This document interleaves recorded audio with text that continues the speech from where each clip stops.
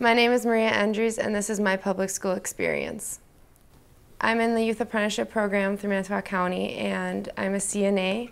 So I went through the class and I had to get certified just as any other CNA. And every day I work 7 to 10, and then I come to school at 11. The portfolio program, the objective of the program is that we are able to individualize a learning plan for every student during their 4 years within the high school. And some kids, this plan, their junior year, opens doors to the Youth Apprenticeship Program where, in the case like Maria, she realized that, healthcare was her passion, and she had taken advantage of a lot of the opportunities that we had offered within our high school setting, and she saw an opportunity through our local chamber and local industry to kind of refine those skills in a youth apprenticeship opportunity. For us, it's an advantage to take students in because it's supporting our community. So anything that's good for one individual in the community, good for the community as a whole.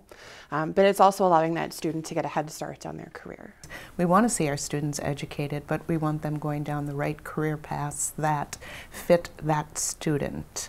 I've been here at Michicat since I've started school, and they've given me every opportunity. They always put the students first, and they don't hold anyone back. I've earned so many college credits here, and it's been a great experience. We try to help the kids find something that they're passionate about, that they would make a career, that they would love to go to work instead of feeling like you have to go to work.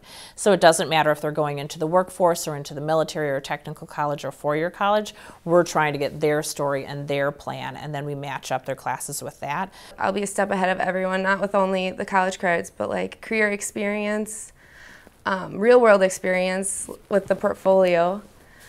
And my mom will definitely be happy. She's always on me about scholarships and this and that, but I think I've got a good start.